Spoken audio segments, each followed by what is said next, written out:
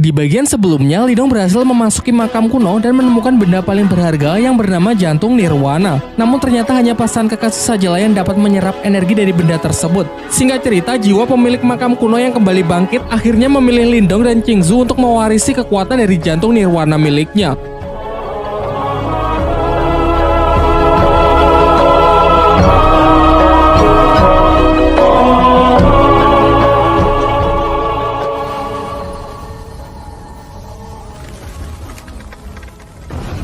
Setelah proses selesai, Lindong segera keluar dari kepulan asap dan berlari meninggalkan kuil. Dari arah belakang, Qingzu yang sangat marah menyerangnya dan mengatakan kalau Lindong harus mati karena telah berani menodainya. Meskipun Lindong sudah berusaha menjelaskan kalau tadi ia hanya ingin menolong saja.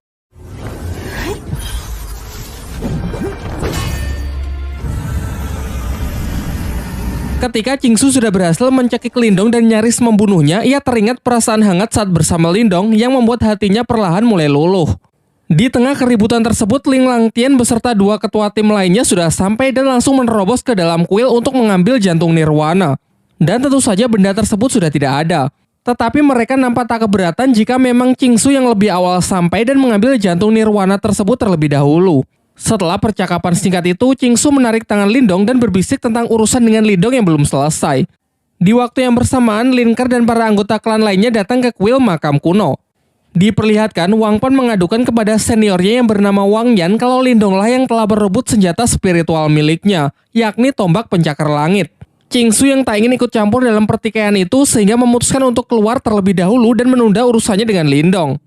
Sementara Lindong menanggapi tuduhan tersebut tegas mengatakan kalau sejak awal seluruh benda di makam kuno bukan milik siapapun sehingga karena ialah yang mengambilnya terlebih dahulu maka benda tersebut otomatis menjadi miliknya.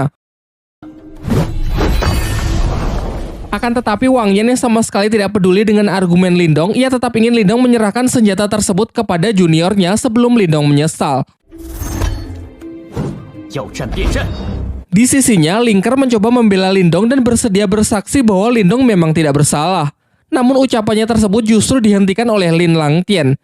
Terlebih lagi saat tahu kalau Lindong hanyalah anggota dari klan cabang, ia malah ikut mengintimidasinya karena merasa kalau Lindong hanya mempermalukan nama baik dari klannya saja. Lin Langtian kemudian memerintahkan Lindong agar meminta maaf kepada klan Wang dan menyerahkan tombak pencakar langit tersebut kepada Wang Pan.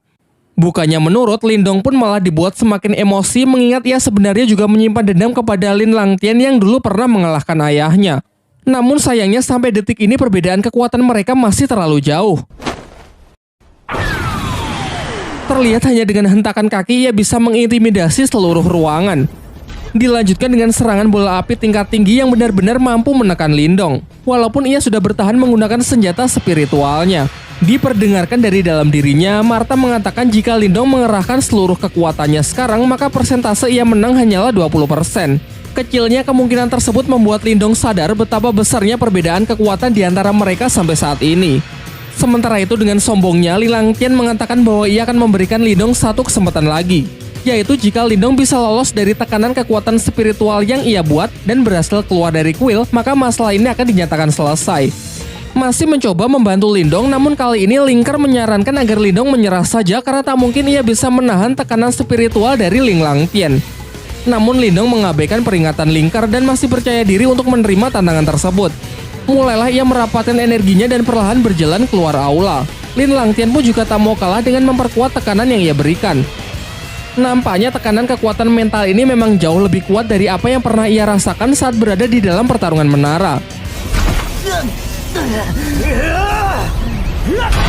Tetapi meskipun tubuhnya kini sudah dipenuhi dengan luka, sedikit pun Lindong tetap tidak berhenti bergerak.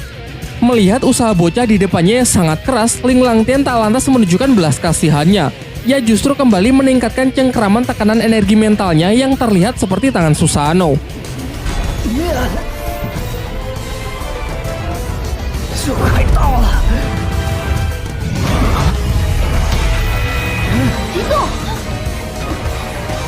Ketika Lindong sudah benar-benar kehabisan tenaga dan nyaris hilang kesadaran, ia teringat mengenai adik dan keluarganya yang seketika membangkitkan semangat dan energinya sehingga ia berhasil menang dengan menginjakan kakinya tepat di luar kuil.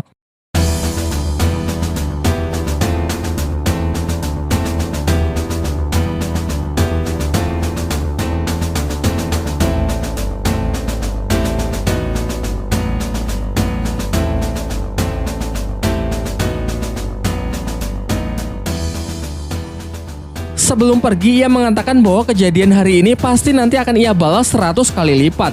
Sementara di dalam kuil, semuanya dibuat sangat terkejut melihat Lindong yang mampu lolos dari cengkeraman kekuatan mental tingkat tinggi dari Ling Langtian. Singkat cerita, setelah keluar dari makam kuno, Lindong bermeditasi dalam waktu yang cukup lama untuk memulihkan dirinya. Diperlihatkan emosi Lindong yang meluap-luap ingin segera membalas perbuatan dari Ling Langtian dalam waktu 2 tahun dari sekarang.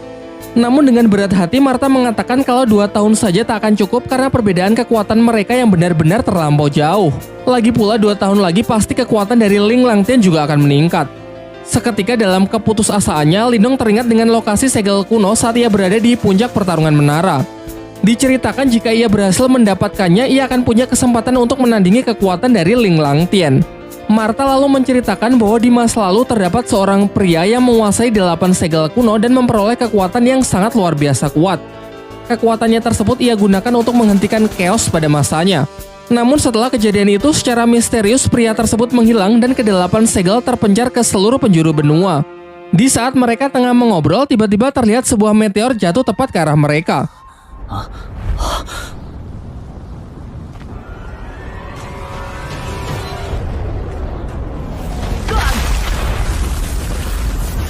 Dan ternyata bukannya meteor, melainkan tombak naga emas milik Wang Yan, ketua klan Wang yang tadi sempat bersinggung tegang dengan Lindong. Di sini Wang Yan menyatakan ingin balas dendam dengan membunuh Lindong karena ia masih tak terima kalau orang yang telah mempermalukan dirinya di hadapan semua orang bebas begitu saja. Sementara itu, Lindong yang berpikir kalau Wang Yan ini tak lebih kuat dari Ling Langtian sehingga ia berniat untuk meladeninya. Namun sebelum pertarungan dimulai, Lindong memberikan obat Qingtan kepada Xiaoyan lalu menyuruhnya untuk segera pergi terlebih dahulu.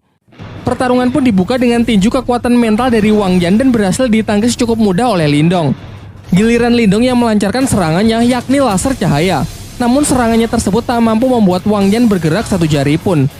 Dilanjutkan oleh Wang Yan dengan serangan balasan super kuat yang ia sebut telapak tangan iblis. Lindong pun bergerak cepat dengan mencoba menahannya menggunakan tombak pencakar langit. Dari sini ia baru sadar bahwa pemilik makam kuno telah menanamkan beberapa teknik rahasia sehingga kini tombaknya menjadi jauh lebih kuat. Akibatnya serangan Wang Yan pun dapat ia pukul mundur, dilanjutkan dengan hantaman keras dari teknik mental transformasi berwujud seekor ikan biru.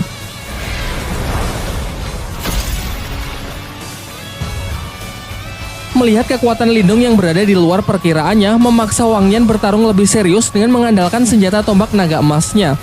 Dan benar saja, dalam sekejap Wang Yan juga mampu melepaskan teknik transformasi kekuatan mentalnya yang berwujud naga emas raksasa. Di sisi Lindong, Martha pun memberikan peringatan keras kalau itu bukanlah serangan yang bisa Lindong tahan dengan hanya teknik biasa. Lantas ia menyarankan agar Lindong mengalirkan seluruh energi spiritualnya ke tombak pencakar langit.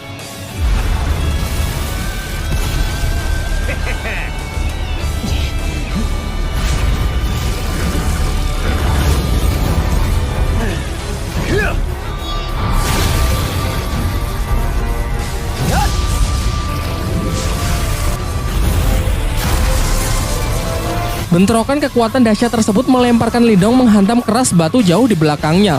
Sama halnya dengan Wang Yan yang juga jatuh syok menyaksikan bocah di hadapannya mampu mengimbangi serangan pamungkasnya. Ia makin kesal dong, dilancarkanlah serangan jarak dekat untuk segera menghabisi Lindong.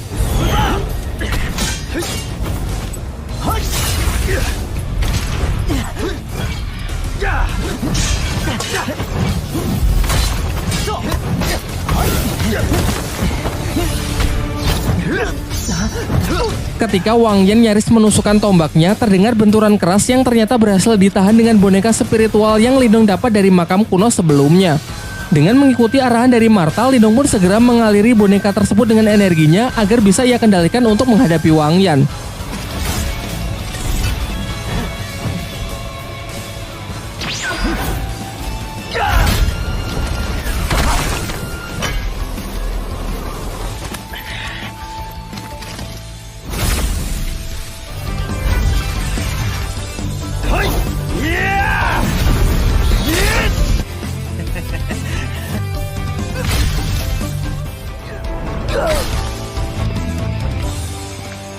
Di saat pertarungan telah berakhir, Lindong berniat langsung membunuh Wang Yan, namun sebuah penghalang ungu misterius mencegahnya. Ternyata penghalang tersebut milik seorang pria parubaya yang bernama Shen Long yang merupakan guru sekaligus pengawal dari Wang Yan. Shenlong pun menjalankan perintah dari Wang Yan untuk segera merapalkan sebuah teknik super kuat yang bahkan tak sanggup ditahan oleh boneka spiritualnya. Inilah definisi kukira Baiwan ternyata bawa kawan, membuat Lindong terpaksa mundur karena tenaganya telah banyak terkuras dalam duelnya melawan Wang Yan.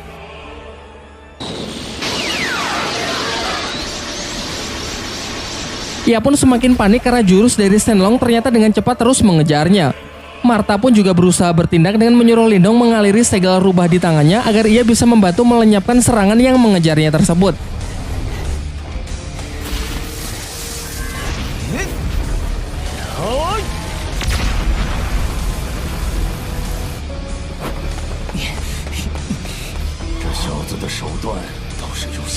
Akan tetapi Shenlong tak lantas membiarkannya pergi begitu saja. Ia pun melancarkan serangan kedua yang jauh lebih kuat dan jauh lebih mematikan.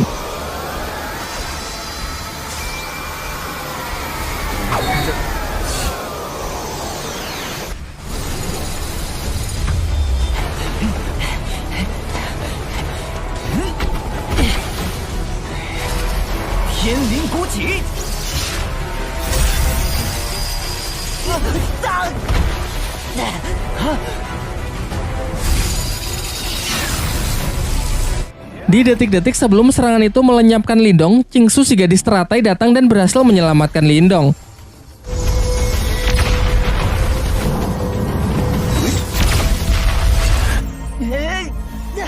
Wang Yan yang tahu kalau itu adalah Qingsu memerintahkan agar Shenlong berhenti mengejarnya, karena menurutnya meskipun kita bersatu, kecil kemungkinan pihaknya bisa menang.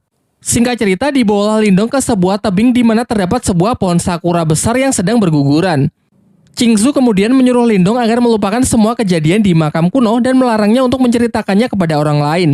Lindong yang merasa sangat kesal berkata apakah ini karena dirinya yang masih belum cukup kuat untuk bisa disandingkan dengan dirinya. Dan pahitnya Qingsu mengiyakan hal tersebut, karena memang level mereka yang terpaut terlalu jauh. Terlebih lagi karena klannya dengan klan Lin juga tak memiliki hubungan yang cukup baik. Namun dari semua kenyataan pahit itu, Qingsu memberinya harapan dengan mengatakan akan menunggu Lindong menjadi lebih kuat. Setidaknya sampai Lindong bisa memenuhi kualifikasi untuk mengikuti sebuah pertandingan yang disebut Konferensi 100 Dinasti. Mendengar hal itu membuat Lindong merasa cukup lega, lalu berjanji bahwa ia tak hanya akan memenuhi kualifikasi, melainkan memenangkan pertandingan tersebut.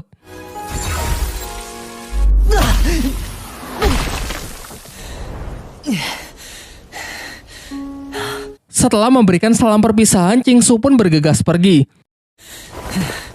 Setibanya di rumah, Lindong segera menyuruh Qingtan bermeditasi untuk memulai proses penyembuhan menggunakan air liur naga yang ia dapat dari makam kuno.